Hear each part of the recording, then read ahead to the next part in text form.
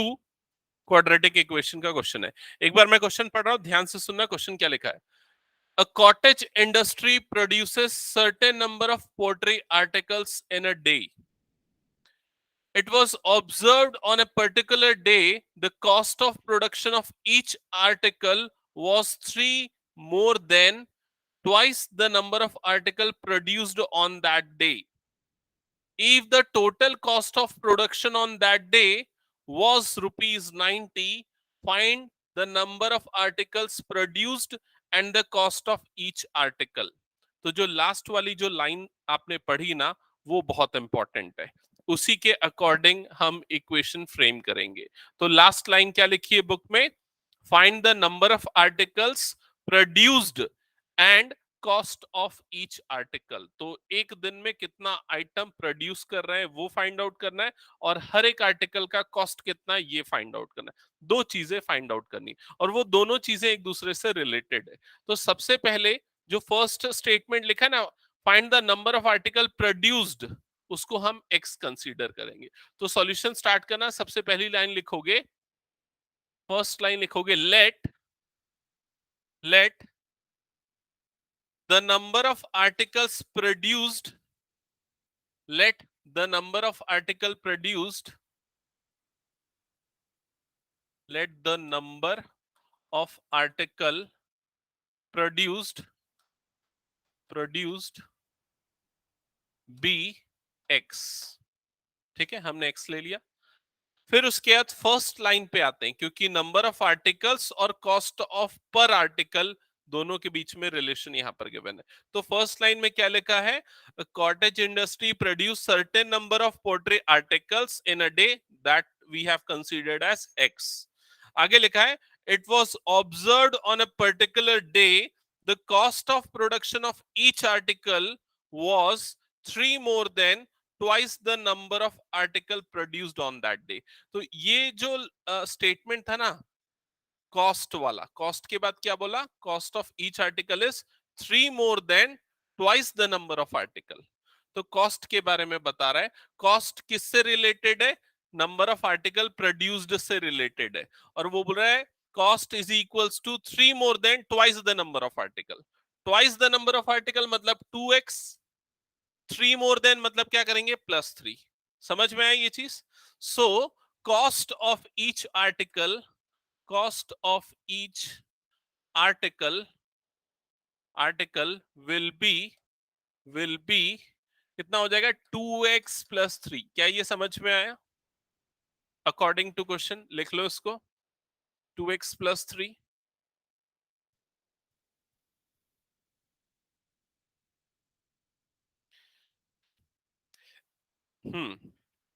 अब इसके बाद आप लोग थोड़ा सा सोचो कैसे बनेगा आगे,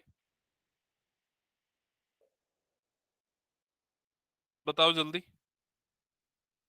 एक और स्टेटमेंट लिखा है ना क्वेश्चन में, वो 90 रुपीज क्या है? टोटल कॉस्ट ऑफ प्रोडक्शन, वो 90 रुपीज है। ठीक है, तो अगर मान लो, इधर ध्यान से सुनना मेरी बात, अगर मान लो एक प्रोडक्ट के मैन्युफैक्चरिंग में 5 रुपए लगते हैं, और हमने 7 प्रोडक्ट्स मैन्युफैक्चर किए, तो कितना कॉस्ट लगेगा? 35। कैसे निकाला आप लोगों ने? कितना प्रोडक्शन हुआ उसका काउंट, और एक प्रोडक्ट के का कॉस्ट कितना है, दोनों को आपने मल्टीप्लाई किया। यहां पर भी वही दोनों चीजें हैं। कितना प्रोडक्शन कर रहे हो यहां पर आप? एक्स नंबर्स का प्रोडक्शन कर रहे हो, और एक प्रोडक्शन, एक आर्टिकल के प्रोडक्शन कॉस्ट कितना है? 2x + 3। तो जब हम इन दोनों को मल्टीप्लाई करेंगे तो आपको क्या मिलेगा? इसका टोटल कॉस्ट। समझ में आया कि नहीं ये चीज? और वो टोटल कॉस्ट आपके क्वेश्चन में गिवन है, कितना गिवन है? 90 रुपीज। क्लियर? तो यहां पर अकॉर्डिंग टू क्वेश्चन क्या बन जाएगा expression? According to question x into 2x + 3 that is equal to 90। क्या ये चीज समझ में आई सभी को? ईशा नहीं है समझ में? करेक्ट। नहीं, वो 90 जो है ना, जब आप क्वेश्चन को पढ़ोगे तो क्लियरली लिखा है कि टोटल कॉस्ट ऑफ प्रोडक्शन, मतलब प्रोडक्शन का टोटल कॉस्ट कितना गया। ठीक है, और एक्स जो है ना कितने आर्टिकल बनाए, और ये जो है वो एक आर्टिकल का कितना कॉस्ट है। मतलब मान लो अगर मैं X number of pens produce कर रहा हूं, एक पेन का इतना कॉस्ट है, तो टोटल प्रोडक्शन कॉस्ट कितना होगा, दोनों का मल्टीप्लीकेशन। जैसे 5 into 7 वाला एग्जांपल दिया ना, वैसे ही यहां पर ये इक्वेशन बनेगी। क्लियर सबको ये चीज? अब आपको क्या निकालना है, आपको दो चीजें निकालनी है। पहले तो कितना आर्टिकल प्रोड्यूस कर रहे हैं, इट मींस एक्स जिसको हमने लिया है। दूसरा आपको जो फाइंड आउट करना है, एक आर्टिकल का प्राइस कितना है। तो एक आर्टिकल का प्राइस कितना है, यहां पर हमने उसको 2x+3 लिखा है। ठीक है, इसका मतलब आपको एक्स ही निकालना है अल्टीमेटली। और एक्स निकालने के लिए पहले आप इस इक्वेशन को सिंप्लीफाई करोगे। तो इक्वेशन को सिंप्लीफाई करने के लिए ब्रैकेट ओपन करोगे तो क्या बन जाएगा, ये 2x² plus 3x is equals to क्या हो जाएगा, 90। तो आप देख के समझ जाओगे ये एक क्वाड्रेटिक इक्वेशन है। अब इसको स्टैंडर्ड फॉर्म में अरेंज करेंगे, किसी से भी कर सकते हैं अभी तो फिलहाल। तो अभी हम इसको क्या करेंगे, स्टैंडर्ड फॉर्म में अरेंज करेंगे। तो 2x² प्लस 3x और ये हो जाएगा -90 इज इक्वल टू 0। क्लियर ये चीज? अब आप मिडिल टर्म स्प्लिट से अगर सॉल्व कर रहे हो तो इसको मिडिल टर्म स्प्लिट से ही कर लेते हैं। इसके बाद जो नया एक्सरसाइज है ना, उसमें हम क्वाड्रेटिक फॉर्मूला प्रैक्टिस करेंगे। यस, तो सबसे पहला टास्क है आपका एबीसी फाइंड आउट करना स्टैंडर्ड फॉर्म से कंपेयर करके। तो a इज इक्वल्स टू आ जाएगा 2, b इज इक्वल्स टू क्या आएगा Isha, c is equals to, correct. फिर हम क्या करेंगे, a इंटू सी निकालेंगे। तो a इंटू सी मतलब 2 इंटू -90 यही होगा, कितना आ जाएगा, -180। अब -180 इसके ऐसे फैक्टर निकालो जिसको ऐड करने पे +3 आ जाए। Sir 12, sir -12 + 15। -12 प्लस 15 या 15 और -12, करेक्ट यही होगा। आप मल्टीप्लाई करके देख लो दोनों को, 180 आएगा। और एक नेगेटिव है एक पॉजिटिव है, मतलब प्रोडक्ट क्या आएगा, नेगेटिव आएगा। बड़ा वाला नेगेटिव है, छोटा वाला पॉजिटिव, मतलब एडिशन क्या आएगा, +3 आएगा, जो कि यहाँ पर आ रहा है। क्लियर? अब मिडिल टर्म को स्प्लिट कर देंगे। मिडिल टर्म स्प्लिट होगा -12x प्लस 15x में, यहां पर आ गया -90 इज इक्वल टू 0। ओके, अब इसके बाद हम पेयर्स बनाएंगे। ये बनेगा फर्स्ट पेयर, ये बनेगा सेकंड पेयर। फर्स्ट पेयर में से क्या कॉमन निकलेगा, 2x, 2x निकलेगा। अच्छा, आपने अगर 15 इधर लिया होगा तो x, लेकिन 12 अगर लिया होगा तो 2x कॉमन निकलेगा। ठीक है, 2x कॉमन निकल जाएगा तो क्या बच जाएगा यहाँ पर, x -6। ठीक है, सेकेंड पेयर में से +15 कॉमन निकल जाएगा। तो यहां पर 15 निकला तो x बच गया -15 कितने टाइम्स में जाता है, 90। 15 6 90, तो यहां पर क्या आएगा 6। समझ में आया क्यों टेबल याद करना जरूरी है? ये एक्सप्रेशन हो गया। अब उसके बाद x -6 x -6 ये वाला पेयर हमने कॉमन निकाल लिया। तो दूसरा क्या बच गया, 2x प्लस 15। क्या ये चीज क्लियर हुई? That is equal to 0। Yes, अब दोनों फैक्टर को एक एक करके 0 करेंगे। एक बार x -6 0 करेंगे, एक बार 2x प्लस 15 को इक्वल्स टू 0 करेंगे। तो यहां से x की वैल्यू आएगी 6 और यहां से x की वैल्यू -15/2 आएगी। क्लियर ये चीज? x की इस वैल्यू को कंसीडर करेंगे, इसको रिजेक्ट कर देंगे। क्यों? क्योंकि x हमने क्या लिया है, नंबर ऑफ आर्टिकल प्रोड्यूस। तो आप मैन्युफैक्चरिंग कर रहे हैं तो क्या एक मैन्युफैक्चर दो, यस पॉजिटिव होगा ना। मतलब अगर मान ले तू एक पेन बनाता है, तो एक पेन बनाएगा, दो पेन बनाएगा, तीन पेन बनाएगा, -1 पेन थोड़ी ना बना सकता है। समझ में आ रहा है ये चीज? सो यहाँ पर x नेगेटिव नहीं हो सकता और फ्रैक्शन भी नहीं, मतलब ये भी नहीं हो सकता, डेसिमल में भी नहीं आ सकता। दोनों चीजें यहाँ पर इनकरेक्ट। तो x की वैल्यू दोनों पॉजिटिव होती और दोनों वैल्यू इंटीजर होती तो दोनों वैल्यू करेक्ट होती। क्लियर ये चीज? हाँ, कोई भी नहीं, दोनों वैल्यू को लेके दो आंसर होते हैं उसके। ऐसे कुछ क्वेश्चन आगे किसी दूसरे चैप्टर में बिल्कुल आएंगे जिसको हम डिस्कस करेंगे। ठीक है, ओके, यहां तक क्लियर हुआ सबको? अब x की वैल्यू 6 आ गई तो एक आंसर हमारा मिल गया कि 6 आर्टिकल प्रोड्यूस होंगे। अब हर एक आर्टिकल का कॉस्ट कितना होगा वो भी निकालना है। सो यहां पर 2 × 6 + 3, तो ये कितना हो जाएगा, 12 + 3 दैट इज इक्वल टू ₹15। तो पर आर्टिकल कॉस्ट होगा ₹15। क्लियर ये चीज? सबका बन गया तो आगे बढ़ जाए अब हम लोग। ओके, अनीश और आदित्य, तुम लोगों को मैं बता दूं कि लिंक भाई सेम रहती है हमेशा, वो ग्रुप के डिस्क्रिप्शन में डली हुई है। और दूसरी चीज, अ, हम लोग अभी एक्सरसाइज 4.2 का लास्ट क्वेश्चन कर रहे थे। अब हम लोग फिर से एक बार क्वाड्रेटिक फॉर्मूला डिस्कस करते हुए उस पे बेस्ड क्वेश्चन स्टार्ट करेंगे। ठीक है, हटा दो ना ये पूरा।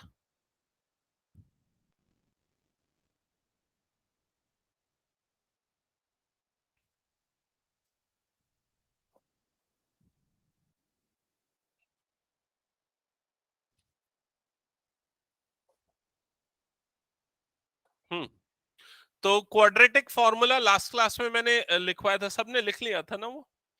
हम्म, नहीं लिखा था, एक बार मैं फिर से लिख देता हूं और बाकी लोग तब तक मुझे मुझे हेल्प करो ये लिखने के लिए।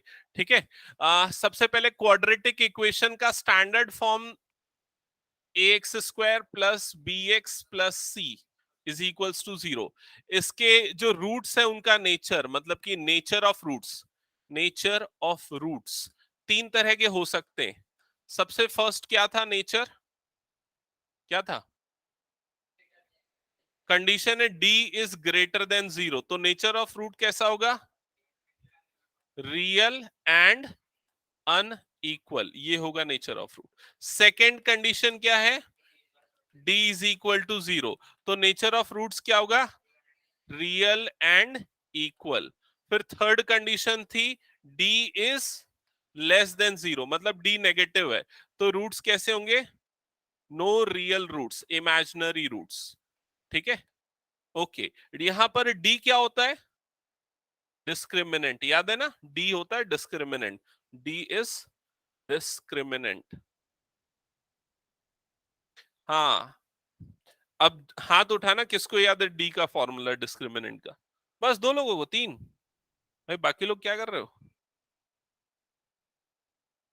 बहुत आसान है, b² - 4ac, सिंपल फॉर्मूला है। b² - 4ac, b क्या है? ये देखो, ये मिडिल टर्म b स्क्वायर करके -4ac, a और c। क्लियर? अच्छा, डिस्क्रिमिनेंट निकाल के हम क्या करते थे? उसको हम फॉर्मूले में पुट करते थे। कौन से फॉर्मूले में? क्वाड्रेटिक फॉर्मूला, उसका नाम है क्वाड्रेटिक फॉर्मूला, श्रीधराचार्य रूल। ठीक है, क्वाड्रेटिक फॉर्मूला ये है, x is equals to -b plus minus root D upon 2a। एक बार पॉजिटिव लेते थे, एक बार नेगेटिव लेते थे, x की दो वैल्यूज मिलती थी, उन्हीं को रूट्स बोला जाता है। क्लियर ये चीज सबको? ओके, तो ये प्रोसीजर हम लोगों को फॉलो करना है। अगर d की वैल्यू पॉजिटिव या 0 आएगी तो सॉल्यूशन मिलेगा, नेगेटिव आएगी तो सॉल्यूशन नहीं मिलेगा, फिर हमको आगे सॉल्व नहीं करना, वही स्टॉप कर देना है। आगे बढ़े अब हम लोग। हाँ लिखेंगे ना, एक्चुअली इसमें दो तरह के क्वेश्चंस आते हैं। पहला जिसमें हमको सॉल्व करना रहता है, एक्स की वैल्यू निकालनी रहती है। दूसरा जिसमें हमको सिर्फ नेचर ऑफ रूट्स निकाल के खत्म कर देना है, उसके आगे नहीं बढ़ना है। तो अगर आप लोग को मैंने जो प्रीवियस ईयर क्वेश्चन वाली जो शीट दी है उसको ध्यान से देखे होगे, तो लगभग हर साल ये नेचर ऑफ रूट्स पे बेस्ड क्वेश्चन डेफिनेटली आए, मतलब ये सबसे इंपॉर्टेंट टॉपिक है इस चैप्टर का। ठीक है, तो स्टार्ट करें फिर क्वेश्चन सॉल्व करना। ओके, तो इसके लिए आप सबसे पहले अपनी बुक में पेज नंबर 87 ओपन करना। पेज नंबर 87 सबने ओपन किया? पेज नंबर 87, उसमें आपको एक्सरसाइज 4.3 दिख रही है। ठीक है, एक्सरसाइज 4.3 के हेडिंग में फर्स्ट क्वेश्चन में क्या लिखा है? फर्स्ट क्वेश्चन की heading, find the roots of following quadratic equation if they exist. If they exist word का मतलब ये है कि हो सकता है वो एग्जिस्ट न करे। कब नहीं करेगा रूट उसका एग्जिस्ट? जब डी जो है वो नेगेटिव आ जाएगा। Clear? Okay, by the method of completing the square, तो ये तीसरा मेथड है कंप्लीटिंग द स्क्वायर, बट ये डिलीटेड है तो हम उसको प्रैक्टिस नहीं करने वाले। हम इसी क्वेश्चन को क्वाड्रेटिक फॉर्मूला से सॉल्व करेंगे। ठीक है, तो आप सबसे पहले क्वेश्चन नंबर 1 लिख दो और उसके अंदर जो फर्स्ट पार्ट है इसका वो इक्वेशन लिख लो। क्या है equation? 2x² - 7x +3 is equal to 0, यही है इक्वेशन। ठीक है, इक्वेशन हमने नोट डाउन कर लिया। अब स्टेप बाय स्टेप इसके सॉल्यूशन के मेथड को समझना। पहला स्टेप है स्टैंडर्ड फॉर्म से कंपेयर करके एबीसी निकालना। Step number 1 clear? तो बताओ ए की वैल्यू क्या है? +2, बी की वैल्यू -7, सी की वैल्यू +3। ये पहला स्टेप हो गया कंप्लीट। ठीक है, दूसरा स्टेप है डिस्क्रिमिनेंट निकालना, डी। क्या फॉर्मूला है डिस्क्रिमिनेंट का? करेक्ट, तो फॉर्मूला लिख देते हैं, D is equal to B² -4AC। Formula लिखा और अब इसमें वैल्यूज पुट कर देते हैं। D is equal to B की जगह पे -7 और यहाँ पर होल स्क्वायर। ध्यान देना, बी की वैल्यू हमने -7 रखी, ब्रैकेट के अंदर होल स्क्वायर बाहर में लगेगा। ठीक है, और -4 ए की वैल्यू 2 है, सी की वैल्यू 3 है। अब कई बच्चों को इसमें कंफ्यूजन होता है, अभी क्लैरिफाई हो जाना चाहिए। माइनस का स्क्वायर जो है वो क्या होता है? पॉजिटिव। अगर माइनस की पावर में इवन नंबर है तो आपको पॉजिटिव मिलेगा, तो ये पॉजिटिव होगा और 7 का स्क्वायर होता है 49। क्लियर ये चीज? फिर उसके बाद इन तीनों का प्रोडक्ट, 4 2 जा 8, 8 3 जा 24, तो ये कितना आ जाएगा? 24। 25 माइनस 24, सॉरी 49 माइनस 24 कितना होता है? 25। तो डिस्क्रिमिनेंट आया आपके पास 25, जो कि 0 से बड़ा है। 0 से बड़ा है तो इसके रूट्स कैसे होंगे? Real and unequal. क्लियर ये चीज? तो यहां पर हालांकि नेचर ऑफ रूट्स इसने पूछा नहीं है, तो हम उसके बारे में कोई डिस्कशन नहीं करते, हम यहां पर छोड़ देते इस पार्ट को। तो सेकेंड स्टेप भी आई थिंक सबको क्लियर हो गया। अब थर्ड स्टेप जो है सॉल्व करने का, वो है फॉर्मूला लिखना। तो फॉर्मूला क्या है? क्वाड्रेटिक फॉर्मूला है, x is equal to -b plus minus √d/2a। ये फॉर्मूला है। इसमें अब एक एक करके वैल्यू पुट करते हैं। सबसे पहले क्या लिखेंगे बताओ? x is equal to, b की जगह क्या आएगा? -7। एक माइनस पहले से लगा हुआ है तो माइनस ऑफ -7 होगा, समझे ना? प्लस माइनस रूट, डी की जगह पे आएगा 25 डिवाइडेड बाय 2। ए की वैल्यू कितनी है? 2। तो x इज इक्वल टू, ये माइनस माइनस, ये माइनस माइनस क्या बनेगा? प्लस, तो ये +7। फिर बीच का plus minus as it is, √25। 5 सबको याद नहीं लग रहा है? 25 का √5 होता है, डिवाइडेड बाय 4, ये हो जाएगा। अब x की दो वैल्यूज निकालने के लिए एक बार पॉजिटिव साइन लेंगे, एक बार नेगेटिव साइन लेंगे। तो x इज इक्वल्स टू क्या हो जाएगा? 7 + 5/4, और दूसरी वैल्यू आएगी ये। ठीक है, सॉल्व करो इसके बाद। हो गया?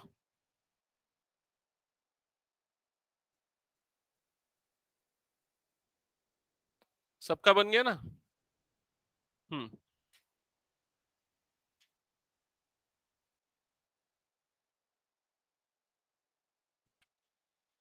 जिनका हो गया नेक्स्ट क्वेश्चन।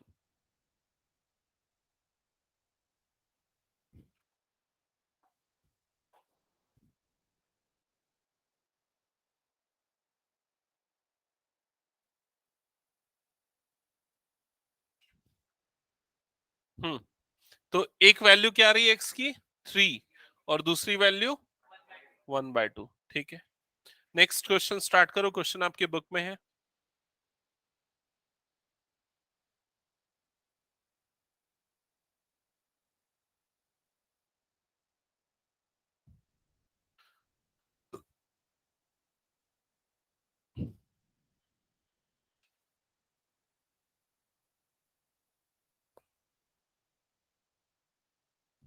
हटा दे रहा हूं मैं इसको।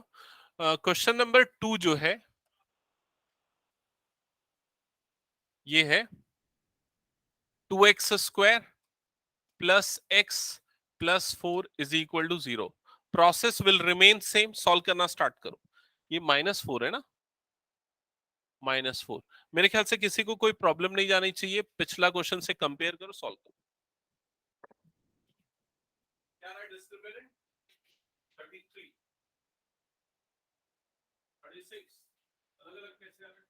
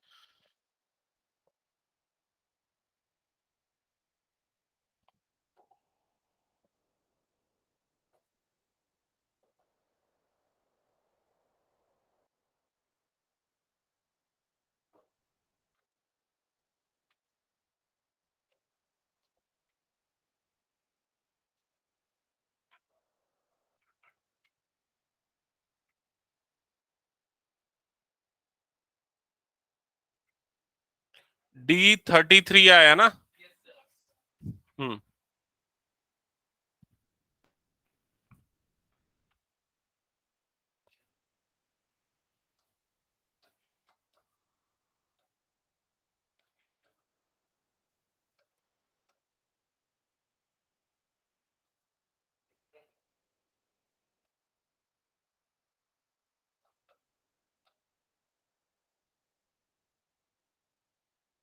ये आ रहा है क्या? चेक करो।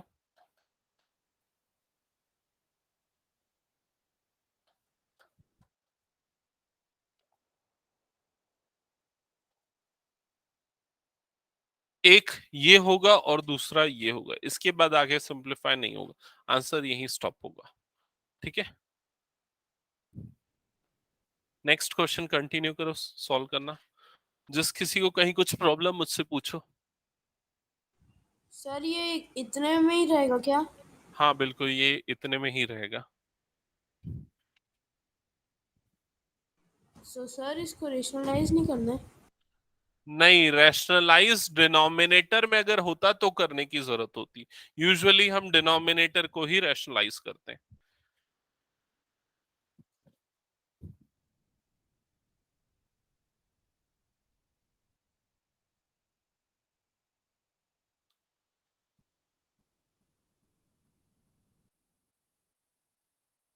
ईशा कुछ डाउट?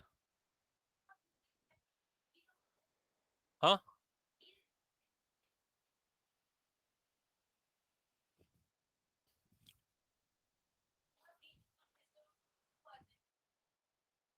बी कहाँ, ये क्या लिखा है, पढ़ो तुम।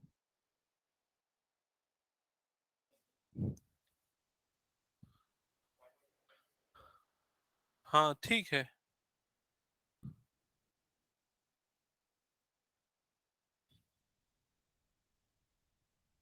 हम्म। नेक्स्ट, नहीं आगे सॉल्व, जीरो आया तो फिर क्या दिक्कत है? जीरो आने पे सॉल्व करना है। उसको अलग अलग कर, 4 का स्क्वायर और 3 का स्क्वायर, फिर दोनों को मल्टीप्लाई कर। तुम लोगों का बन रहा है?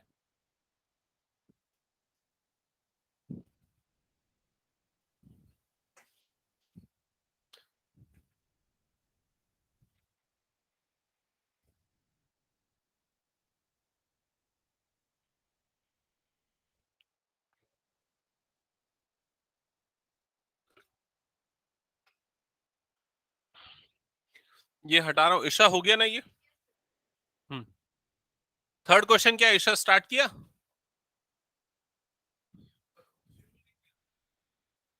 हाँ बिल्कुल, हाँ बिल्कुल सही बोल रहे हो।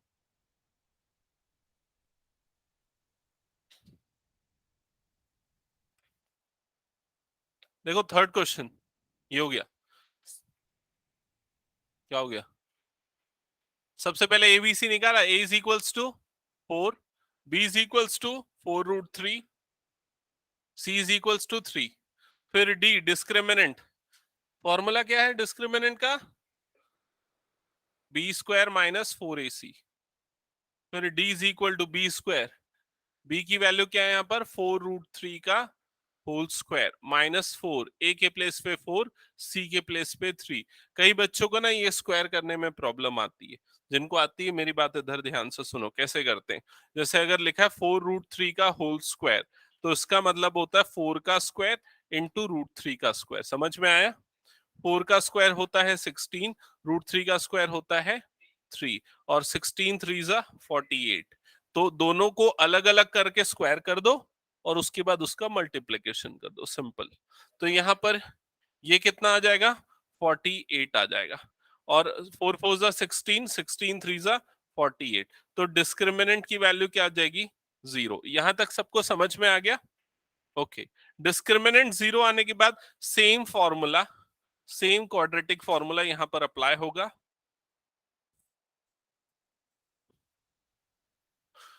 Quadratic formula x is equal to minus B plus minus root D upon 2a।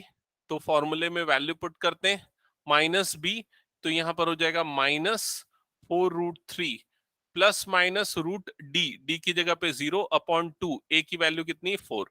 तो x is equals to minus 4√3 +0 और -0 दो केसेस होंगे, ठीक है। तो वो 0 को नहीं भी लिखेंगे तो भी चलेगा। समझ में आ रहा है कि नहीं ये चीज? ऐसा कुछ होगा। अब 0 को अगर मैं हटा भी दूं तो भी चलेगा। तो ये हो जाएगा 4√3 -4√3 अपॉन 8। हाँ, और दूसरी वैल्यू भी होगी -4√3 अपॉन 8। ऐसे ही होगा। 4 वन जा 4 टू जा। तो एक आंसर आएगा -√3/2 और दूसरा आंसर भी वही आएगा -√3/2। समझ में आया ना कैसे सेम आंसर आया? ठीक है। इसीलिए जब डिस्क्रिमिनेंट 0 होता है तो रूट्स कैसे होते हैं? Real and equal. देखो दोनों इक्वल रूट है क्योंकि डिस्क्रिमिनेंट 0, तो +-0, तो दोनों केसेस में आपको सेम आंसर मिलेगा, पॉजिटिव लो या नेगेटिव लो। ठीक है। हाँ, तो उसका रूट एग्जिस्ट, उसका रियल रूट एग्जिस्ट नहीं करेगा। ठीक है। हटा दूं ये क्वेश्चन? हाँ, हाँ, डिस्क्रिमिनेंट नेगेटिव आया ना। अब आप एक स्टेटमेंट लिखोगे, since discriminant is negative so no real root is possible, so real root is not possible, ऐसा भी लिख सकते हैं। ये हटा दो ना।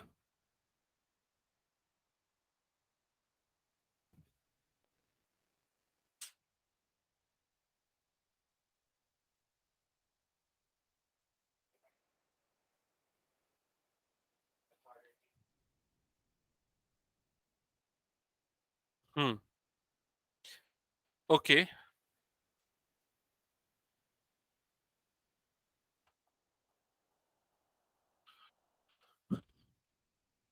फोर्थ क्वेश्चन जो बच्चे सॉल्व कर रहे हैं, 2x² + x + 4 is equal to 0, ये क्वेश्चन है। A is equals to 2, B is equal to 1 and C is equal to 4। ये A B C की वैल्यूज है। ठीक है। सबसे पहले आप डिस्क्रिमिनेंट निकाल रहे होगे। अन्वी बना क्या? B² - 4AC, ये फॉर्मूला लिखा। बी की वैल्यू क्या है? 1, तो ये हो जाएगा 1² -4 इंटू 2 इंटू सी। एक बार चेक करो जो बच्चे इस क्वेश्चन को नहीं बनाए, फर्स्ट का फोर्थ क्वेश्चन, ये क्वेश्चन है। पहला स्टेप क्या बोला मैंने? ए बी सी निकालना, यहां तक क्लियर। दूसरा स्टेप मैंने क्या बोला? डिस्क्रिमिनेंट का फॉर्मूला लिख के वैल्यू पुट करना। ये डिस्क्रिमिनेंट का फॉर्मूला है, बी के प्लेस पे 1 -4, ए के प्लेस पे 2 और सी के प्लेस पे 4, ऐसा पुट किया। 1 का स्क्वायर होता है 1, इधर इन तीनों का मल्टीप्लीकेशन कितना हो जाएगा? -32। ठीक है। और ये आ जाएगा -31। तो डिस्क्रिमिनेंट जो है वो लेस देन 0 है, लेस देन 0 है, नेगेटिव है, hence real root is not possible. That's it, ये होगा आपका आंसर। ठीक है, आगे बढ़े जल्दी हो, बताओ हो गया क्या कंप्लीट ये? हम्म।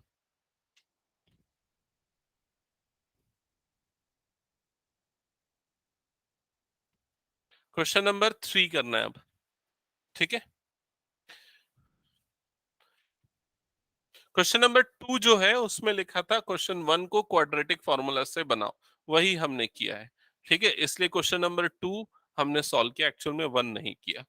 तो अब आते हैं क्वेश्चन नंबर 3 पे। तो क्वेश्चन नंबर 3 में शायद दो पार्ट्स है ना? क्वेश्चन नंबर 3 में दो पार्ट है। जो फर्स्ट पार्ट है उसमें क्या लिखा है? इक्वेशन क्या है? x -1/x is equals to 3। और भी कुछ लिखा है। हाँ, x is not equals to 0। और ऊपर में क्या लिखा है उसकी हेडिंग में, क्वेश्चन में? Find the roots. रूट्स मतलब x निकालना है। ठीक है। तो ये जो इक्वेशन है, पहले इसका मतलब क्या समझते हो? ये इसका मतलब x 0 नहीं हो सकते, क्योंकि अगर x 0 हो गया तो ये 1/0 हो जाएगा। 1/0 इज इनफाइनाइट, नॉट डिफाइंड। तो ये 0 के लिए वैलिड नहीं है ये इक्वेशन, बस ये बता रहा है और कुछ नहीं। ठीक है। अच्छा, ये जो इक्वेशन है ये क्वाड्रेटिक इक्वेशन है क्या? अभी फिलहाल है या नहीं हम बोल नहीं सकते। हम कब बोल पाएंगे? जब हम इसको अरेंज कर लेंगे स्टैंडर्ड फॉर्म में। तो पहला टास्क होगा कि इसको स्टैंडर्ड फॉर्म में अरेंज करने की कोशिश करना। और उसके लिए हम क्या करेंगे? एलसीएम लेंगे। यहां पर इसके अपॉन में कुछ नहीं, मतलब क्या है? 1। तो लेफ्ट साइड में एलसीएम लेंगे तो 1 और x का एलसीएम क्या आ जाएगा? x। ये x इससे मल्टीप्लाई होगा तो x इंटू एक्स क्या बन जाएगा, एक्स स्क्वायर। ये क्या हो जाएगा, -1 इज इक्वल टू 3। क्या ये समझ में आ गया? फिर उसके बाद ये वाला जो x है ये इधर क्रॉस मल्टीप्लाई हो जाएगा, तो इधर पे क्या हो जाएगा, एक्स स्क्वायर -1 और राइट साइड पे x इंटू 3 मतलब क्या हो जाएगा, 3x। यहां तक क्लियर सबको? फिर ये जो 3x वाली टर्म है ये इधर शिफ्ट होगी, तो ये इक्वेशन क्या बन जाएगी, एक्स स्क्वायर, 3x उधर आया इसलिए ये बनेगा -3x, और ये -1 को इधर पे लिखा इज इक्वल टू 0। मतलब 3x को इधर शिफ्ट किया, साथ साथ में उसको बीच में लिखा, क्योंकि स्टैंडर्ड फॉर्म में अरेंज करना था इसलिए। क्लियर ना यहां तक सबको? इसके बाद हमको देखने पे समझ में आ गया कि ये जो इक्वेशन है ये कौन सा इक्वेशन है, क्वाड्रेटिक इक्वेशन। तो इसका सॉल्यूशन करना है, जो सॉल्यूशन होगा वही रूट्स होंगे। रूट्स निकालने के लिए हम क्वाड्रेटिक फॉर्मूला अप्रोच यूज कर लेते हैं। क्वाड्रेटिक फॉर्मूला के लिए सबसे पहला स्टेप क्या होता है, एबीसी निकालना। एबीसी तो ए इज इक्वल टू कितना, B is equal to C is equal to, correct. फिर उसके बाद क्या करना है, डिस्क्रिमिनेंट। डिस्क्रिमिनेंट का फॉर्मूला, गुड। बी की जगह पे हम पुट करेंगे -3 स्क्वायर -4, ए के प्लेस पे पुट करेंगे 1 और सी के प्लेस पे पुट करेंगे -1। ठीक है, तो -3 का स्क्वायर हो जाएगा +3, सॉरी -3 का स्क्वायर हो जाएगा +9। ठीक है ये चीज, और ये देखो माइनस इंटू माइनस, ये वाला टर्म क्या बन जाएगा, प्लस बन जाएगा, तो +4, 9 + 4 हो जाएगा 13। तो डिस्क्रिमिनेंट की वैल्यू यहां पर आ गई 13। क्या ये चीज क्लियर? इसके बाद क्या करना है ईशा, बोलो फॉर्मूला। हाँ हाँ, हम्म, क्या formula, -b ±√d upon 2a। याद रखना, सबको याद हो जाना चाहिए फॉर्मूला, इतना कोई बहुत भारी फॉर्मूला नहीं है, वो छोटा सा है। तो x is equal to -b, तो b की जगह पे क्या पुट होगा, -3 ±√ d के प्लेस पे आएगा 13 अपॉन 2, a के प्लेस पे आएगा 1। क्या यहां तक सबको क्लियर? फिर उसके बाद x इज इक्वल टू, ये माइनस माइनस क्या बन जाएगा, प्लस, तो ये 3 +3 हो गया, ±√13 डिवाइडेड बाय 2 × 1 मतलब क्या हो जाएगा, 2। क्या ये चीज क्लियर सबको? एक बार पॉजिटिव एक बार नेगेटिव लेंगे, तो x is equal to 3 +√13 upon 2, और दूसरी वैल्यू आएगी x is equal to 3 -√13 upon 2।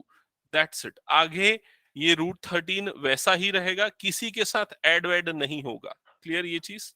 ठीक है, ये इसका फाइनल आंसर होगा।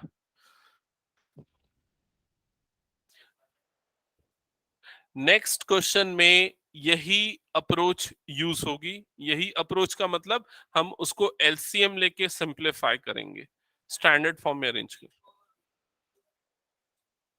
किसको, √3 × √3 लेगा तो फिर क्या होगा, हाँ? नहीं होता ना वो माइनस, ऐसा नहीं होता माइनस। इररेशनल नंबर जो है ना वो ऐसे हैं कि वो खुद के साथ ही ऐड या सब्सट्रैक्ट होंगे। जैसे √2 + √3 है ना, तो ये दोनों आपस में ऐड नहीं होंगे, अलग अलग रहेंगे। लेकिन अगर √3 + √3 है ना, तो ये दोनों ऐड होके क्या बनेंगे, 2√3 बनेंगे। समझ में आया ये चीज? ये दोनों अलग अलग गैंग वाले हैं, एक साथ मिक्स नहीं होंगे। ये एक गैंग वाले, इन लोग आपस में मिक्स हो जाएंगे। समझ गया? ओके, नेक्स्ट क्वेश्चन पे आते हैं। अब हटा रहा हूं मैं इसको। ईशा बचा हुआ है क्या?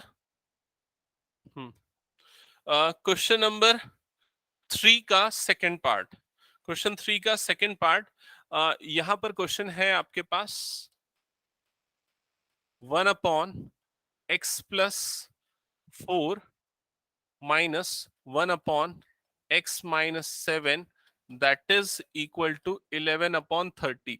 ये जो दोनों क्वेश्चन हैं एक्चुअली ये बहुत बार एग्जाम्स में पूछे गए बोर्ड एग्जाम्स में। हालांकि बहुत सिंपल है अप्रोच, और इस तरह के और क्वेश्चंस में प्रैक्टिस वाले में आपको दूंगा शीट में, ठीक है। तो फिलहाल मेथड समझना। आपको जब ये क्वेश्चन बोर्ड एग्जाम्स में पूछा जाएगा तब तक आप पूरे 15 चैप्टर्स पढ़ चुके होंगे, है ना। तब अलग अलग चैप्टर के मिक्स होके एक डाउट आता है, कई बार तो ये समझ में नहीं आता कि कौन से चैप्टर से ये क्वेश्चन है। तो एक बात समझ लो, अगर सिंगल वेरिएबल वाला इक्वेशन है तो आपको समझ में आ जाना चाहिए वो क्वाड्रेटिक इक्वेशन का क्वेश्चन है। दूसरा जो चैप्टर है वो linear equation in two variable, तो उसमें दो वेरिएबल होते हैं एक्स और वाई, तो आपको ये दोनों में ज्यादातर कंफ्यूजन होगा।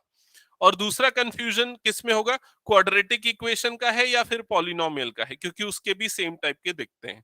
तो उसमें भी एक छोटा सा डिफरेंस है, क्वाड्रेटिक इक्वेशन में यूजुअली रूट्स बोला जाता है और पॉलिनोमियल्स में जीरोस बोला जाता है, जीरोस ऑफ पॉलिनोमियल। हालांकि मेथड लगभग सेम होता है दोनों का, ठीक है। तो सबसे पहले इस क्वेश्चन को हम क्वाड्रेटिक इक्वेशन के स्टैंडर्ड फॉर्म में अरेंज करेंगे। उसके लिए कॉमन एलसीएम लेंगे दोनों में, दोनों को सब्सट्रैक्ट करने के लिए एलसीएम क्या आएगा, ये दोनों का प्रोडक्ट इन दोनों का एलसीएम होगा। देखो इसमें डाउट अगर है ना तो अभी पूछना, अभी के अभी और आज के आज क्लैरिफाई होना चाहिए ऐसे एक्सप्रेशन का एडिशन सब्सट्रैक्शन। तो लेफ्ट साइड में मैंने एलसीएम लिया, ठीक है। अब यहां पर इसके डिनोमिनेटर में x+4 है, तो इन दोनों के एलसीएम में क्या बच गया जो इसके डिनोमिनेटर में नहीं है, x-7 बच गया। तो x-7 इसके न्यूमरेटर से मल्टीप्लाई होगा, तो यहां पर आ जाएगा x-7। समझ में आया ये चीज। एक्चुअल में क्या करते हैं, एलसीएम लेने के बाद जो नंबर मिलता है ना उसको इससे डिवाइड किया जाता है, डिवाइड करने के बाद जो जो क्वोशिएंट मिलता है ना वो इसके न्यूमरेटर से मल्टीप्लाई होता है। तो अगर इसको हम इससे डिवाइड करेंगे तो x-7 बचेगा, और वो x-7 इसके न्यूमरेटर वाले 1 से मल्टीप्लाई होकर यही होगा।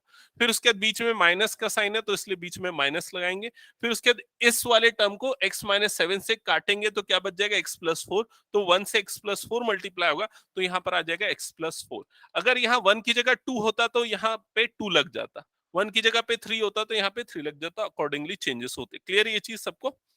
अब इसके बाद फर्दर सिंप्लीफिकेशन के लिए हम एक काम करते हैं, यहां पर न्यूमरेटर में ब्रैकेट ओपन कर देते, तो x-7 जब ब्रैकेट ओपन होगा तो ये जो माइनस है ये दोनों से मल्टीप्लाई होगा, तो ये -x बन जाएगा और ये -4 बन जाएगा। क्या ये चीज क्लियर हो गई आप लोगों को। हाँ काटेंगे उसको अगले स्टेप में। यहां पर राइट साइड में कोई चेंजेस नहीं, 11/30 एज इट इज है।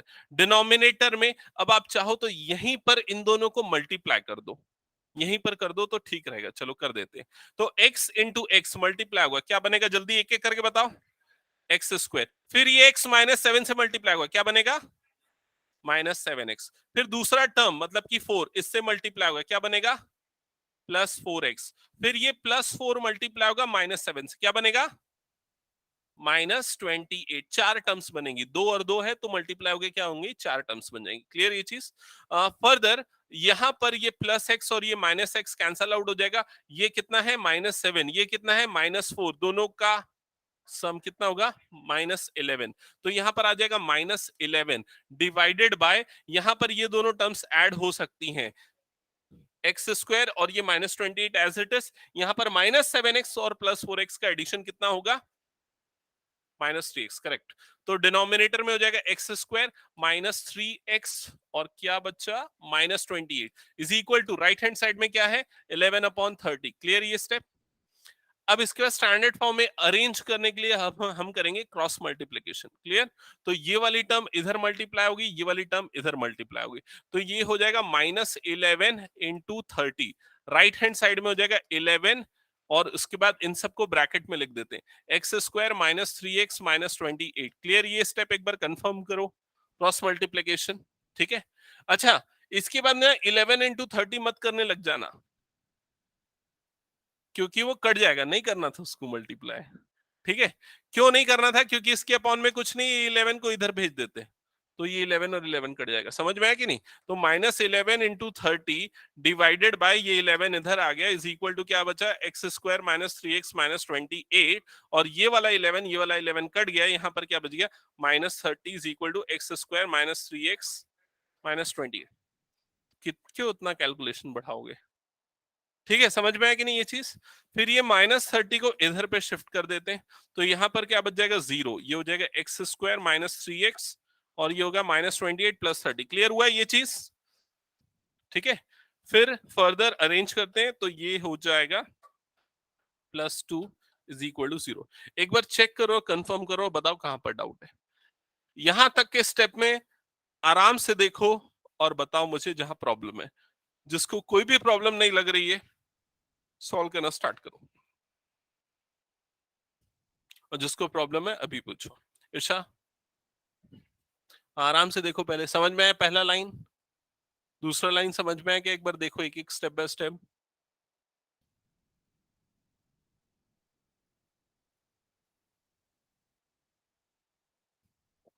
क्लियर? हम्म। रूट वाले को, हाँ, √1 को 1 लिख सकते हैं। हाँ, यहां पर कुछ प्रॉब्लम? अंकित, कोई प्रॉब्लम तो बोलना। यहां तक का क्लियर हुआ तेरे को? क्रॉस मल्टीप्लाई हो, ये इधर ये इधर, फिर उसके बाद ये 11 को ना इधर भेज दिए, सो दैट 11 और 11 कट जाए। यहाँ पर बच गया -30, इधर पे ये पूरा टर्म जो था, -30 को उधर भेज दिए, तो क्या हो गया +30। फिर उसके -28 + 30 कितना होता है? +2 होता है। तो ये बन गया x² - 3x + 2। 0 इधर लिखो, ये 0 इधर लिखो, =2 वाला चलेगा, कोई दिक्कत नहीं। ठीक है,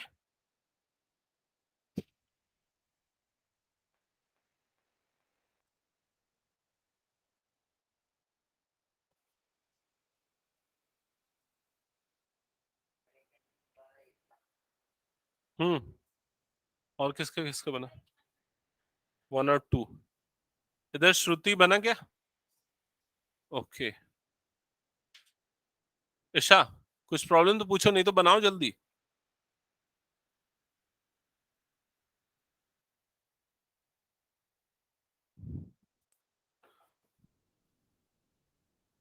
जिनका हो गया ना, वो स्टार्ट करना भाई, क्वेश्चन नंबर 4 ट्राई करना। बिल्कुल, हो गया। 1 और 2 आया आंसर। ठीक है, क्या हुआ अंकित, तेरा बना क्यों नहीं रहा? नहीं, थर्ड बन गया क्या? दिखा। भैया उसको सॉल्व कौन करेगा? आगे एक्स निकालने तक सॉल्यूशन होता है। कैसे निकालना एक्स, जल्दी बोल।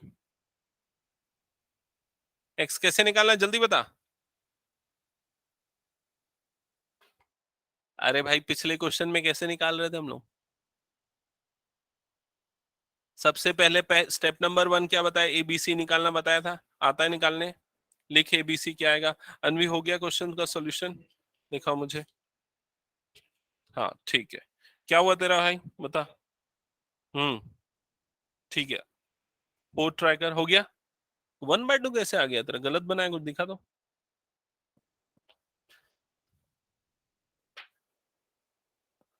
भाई ए की वैल्यू तो 1 है। हाँ, ए की वैल्यू 1 लिखा है, यहाँ पुट किया 2। हाँ, तो 4th ट्राई करो फिर। अरे थोड़ा तो कोशिश करो। 4th 4th। हम्म। ठीक है, तेरा भी हो गया लक्ष्य। तुम दोनों का 1 2। आवाज क्या कर रहा है?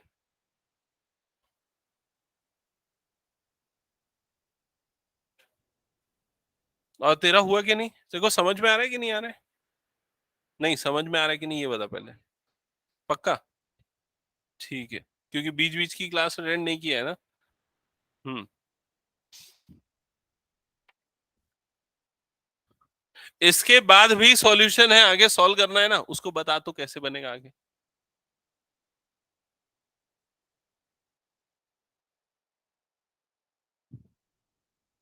आवाज जल्दी बना, कुछ डाउट है तो पूछ।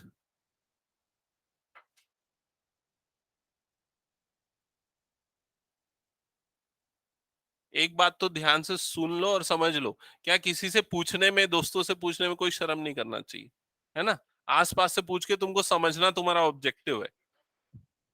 हम्म। ठीक है, बता रहा हूं।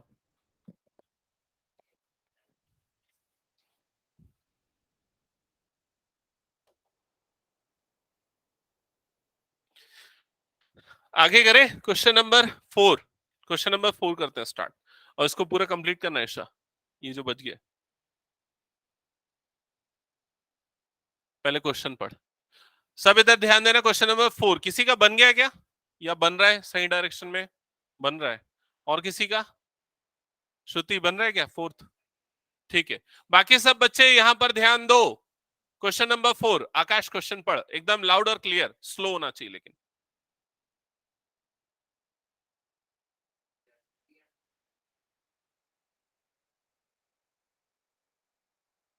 तो क्या बोल रहा है, रहमान की एज के रेसिप्रोकल का सम गिवन है, ठीक है, और उसमें भी कंडीशन है, क्या बोल रहा है, 3 इयर्स अगो, 3 इयर्स अगो मतलब 3 साल पहले, एंड 5 इयर्स फ्रॉम नाउ मतलब आज से 5 साल बाद।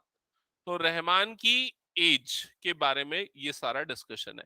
तो पहला स्टेटमेंट हमारा क्या होगा? करेक्ट, तो लिखो जल्दी से, let the present age of Rahman be x. Let the present age of Rahman be x, लिख लिया सबने? तो प्रेजेंट मतलब आज की एज उसकी एक्स है, तो 3 इयर्स अगो मतलब क्या, 3 साल पहले। 3 साल पहले एज कितनी होगी? x-3। अभी उसको मत लिखो 3 साल पहले x-3, उसको सीधा इक्वेशन में लिखेंगे। रुक जाए 1 मिनट, क्रॉस चेक करना, मैं बोलूंगा तब, ठीक है। फिर उसके बाद 5 साल बाद उसकी एज कितनी होगी? x+5। तो 3 साल पहले x-3, 5 साल बाद x+5। अब ये दोनों एजेस जो होंगी उनका रेसिप्रोकल, रेसिप्रोकल मतलब 1/x-3। अगर x-3 3 साल पहले की एज है तो उसका रेसिप्रोकल क्या हो जाएगा? 1/x-। जैसे अगर 5 कोई नंबर है तो उसका रेसिप्रोकल क्या होता है? 1/5। तो वैसे ही अगर 3 साल पहले की एज x-3 है तो उसका रेसिप्रोकल क्या होगा? 1/x-3। समझ में आई ये चीज?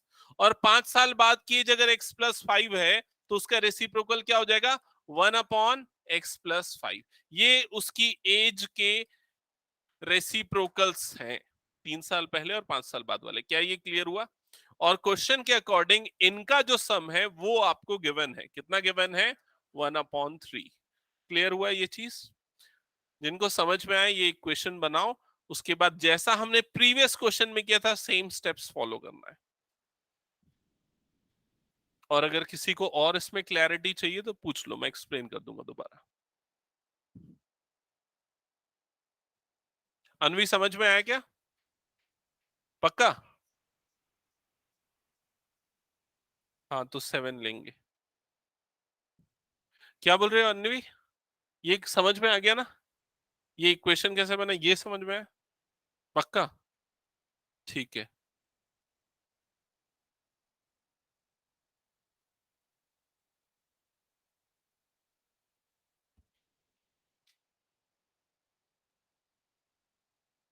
हाँ ईशा बताओ क्या प्रॉब्लम है? पहले तो इक्वेशन बनाओ, इक्वेशन कहाँ बनाया? हाँ इसमें प्लस क्यों नहीं लिखा? प्लस लिखो। फिर उसके बाद एलसीएम लो दोनों का। एलसीएम कैसे लेते हैं? हाँ, फिर इन दोनों का मल्टीप्लीकेशन होता है, करो। तो वो बीच में प्लस आएगा उन दोनों के बीच में, हाँ। एलसीएम आएगा x-3 और x+5।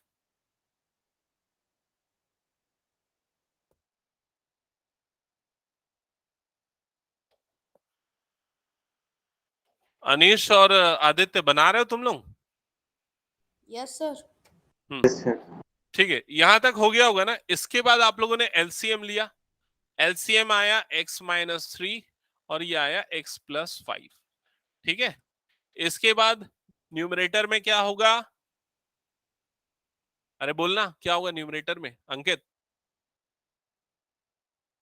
हाँ बोलो ईशा, क्या होगा न्यूमरेटर में? नहीं, पहले पहले ये 1 से क्या मल्टीप्लाई होगा ये चाहिए मुझे। x+5 मल्टीप्लाई होगा ना, x+5। तो x+5 इंटू 1 क्या हो जाएगा? x+5 हो जाएगा। फिर बीच में कौन सा साइन है? पॉजिटिव। फिर ये वाला इससे मल्टीप्लाई होगा तो क्या बनेगा? x-3 इज इक्वल टू क्या हो जाएगा? 1/3। समझ में आया अंकित? समझ में आया? अगली बार बताना फिर आंसर। फिर उसके बाद फर्दर डिनोमिनेटर में ब्रैकेट ओपन करोगे, मल्टीप्लाई होगा, क्या क्या होगा जल्दी बोलते जाओ ईशा।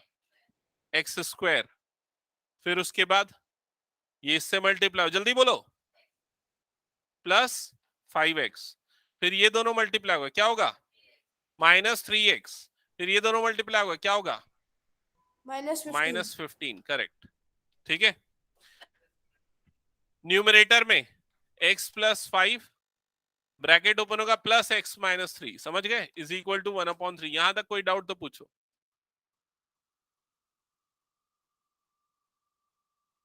फिर उसके बाद न्यूमरेटर में ये x और ये प्लस x ऐड होगा तो क्या बन जाएगा, 2x।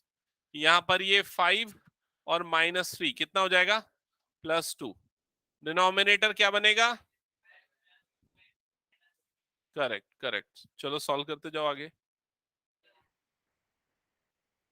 क्वाड्रेटिक इक्वेशन का स्टैंडर्ड फॉर्म लाया, इधर उधर शिफ्ट करके करना क्वाड्रेटिक इक्वेशन के स्टैंडर्ड।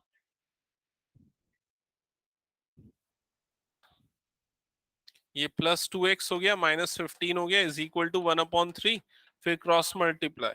हाँ, क्रॉस मल्टीप्लाई मतलब ये इधर जाएगा, ये इधर जाएगा, तो 3 2 सा क्या हो जाएगा, 3 इंटू, ऐसा लिख देते 2x + 2।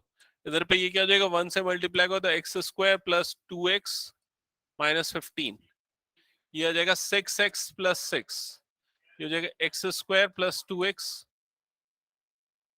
चेक कर लेते हैं, तुम्हारा ऐसे ही आ रहा है ना, डी पॉजिटिव आया कि नेगेटिव है, पॉजिटिव आ रहा है डी, चेक करते हैं चलो। ये दोनों इधर पे शिफ्ट हो जाएगा, 0 is equal to x² + 2x - 15 -6x - 6। Further ये हो जाएगा x², ये दोनों ऐड होगा, ये हो जाएगा -4x -21। सो क्वाड्रेटिक इक्वेशन ये बनी। ठीक है, यही आई क्वाड्रेटिक इक्वेशन। इसके बाद डिस्क्रिमिनेंट वाले रूल से निकाल रहे हो तो ABC निकाला होगा, a is equal to -4, b नहीं sorry, a is equal to 1, b is equal to -4, c is equal to -21। फिर d डिस्क्रिमिनेंट क्या होता है, b² - 4ac। b² मतलब -4 का स्क्वायर, -4 इंटू a की वैल्यू 1 और c की वैल्यू -21, -4 का स्क्वायर +16, और ये हो जाएगा माइनस माइनस प्लस, 4 1 जा 4, 4 2 जा 8, 84, 84 + 16 100। कहाँ नेगेटिव आया भाई, हाँ कहाँ नेगेटिव आया, बिल्कुल सही किया। हाँ, ये मैं कितने बार बताया, ऐसा इसको साइन के साथ लिखना है। हम्म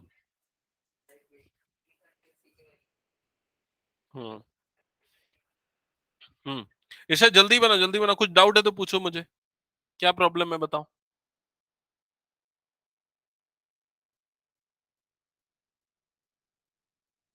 और सोमेश तेरे को समझ में आ रहा है, तो उसको छुपा के रखने से नहीं बनेगा। हाँ, अच्छा ठीक है।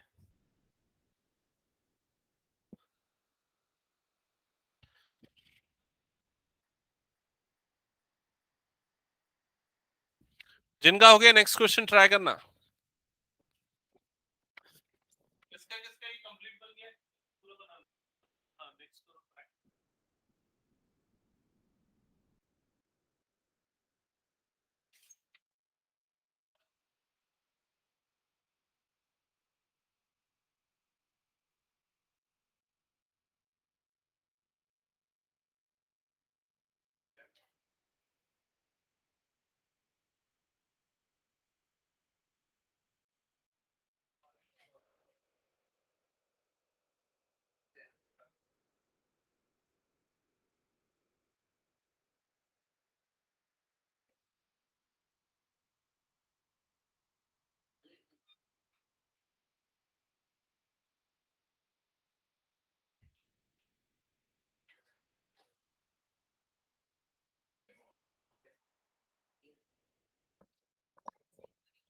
इसका आंसर x की एक वैल्यू 7 आ रही है और दूसरी 3 की -3। -3 आएगी ना। x is equal to minus B plus minus root D upon 2a, ये फॉर्मूला लिखा होगा। x is equal to minus B, तो minus of -4 plus minus root 100 upon 2a, तो 2 और a की वैल्यू कितनी है 1, तो x is equal to 4 plus minus 10 upon 2। तो एक बार पॉजिटिव लोगे तो 4 प्लस 10 अपॉन 2, एक बार नेगेटिव लोगे तो 4 माइनस 10 अपॉन 2। एक बार चेक करो यही हो रहा है क्या, 14 अपॉन 2, और ये कितना आ जा रहा है -6 अपॉन 2। तो x इज इक्वल टू 7 और x इज इक्वल टू -3, ये दो वैल्यूज आ रही। ओके ओके, इसको सॉल्व कर लेना। अब इसके बाद जल्दी से ना 1 मिनट सुन लो, आप ध्यान दो। इसके बाद मैंने प्रीवियस ईयर वाली जो शीट दी है ना वो ओपन करो, उसमें से कुछ होमवर्क मैं वापस नहीं किया था क्या। प्रीवियस ईयर ये वाली शीट, ये वाली, ये दोनों तुम्हारी है क्या? अच्छा,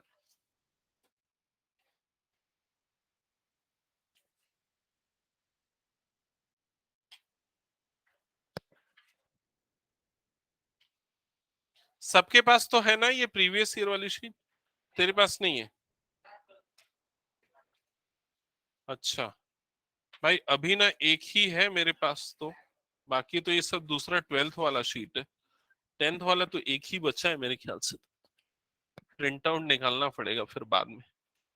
ठीक है, बाद में देता हूं मैं नेक्स्ट क्लास में तुमको। मैं तब तक होमवर्क बता दूं क्या क्या होमवर्क रहेंगे। पिछले क्लास में मैंने एमसीक्यू और वो ट्रू फॉल्स वाले क्वेश्चन बोले थे homework, fill in the blanks वाले, वो हो गए थे ना। पेज नंबर 4 तक का मैंने ऑलरेडी दे दिया था होमवर्क, पेज नंबर 4 तक का, है ना। अभी मैं जो होमवर्क नोट करा रहा हूं ध्यान से सुनो उसको। आप लोगों को करने हैं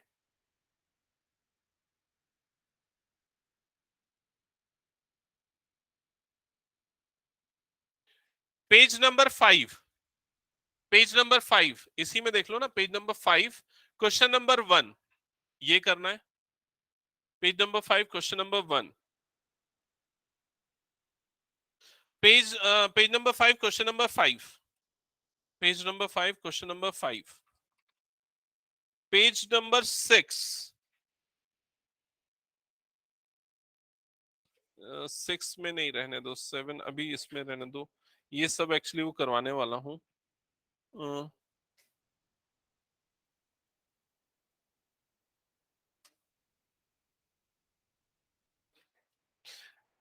इसको कुछ दिन बाद देता हूँ इसमें से मैं, ठीक है। उसके पहले तुम लोग ये वाले कर लो भाई। एग्जाम्पल 14 कर लो। एग्जाम्पल 14 दो पार्ट है, ये रहेगा। एग्जाम्पल 13 रहेगा। एग्जाम्पल 13 एंड 14 ये दो क्वेश्चन रहेंगे। हाँ, एग्जाम्पल 13 और 14, बस इतने होमवर्क करो, ठीक है। ओके, अच्छा, किसकी किसकी स्कूल चालू हुई आज से या कल से?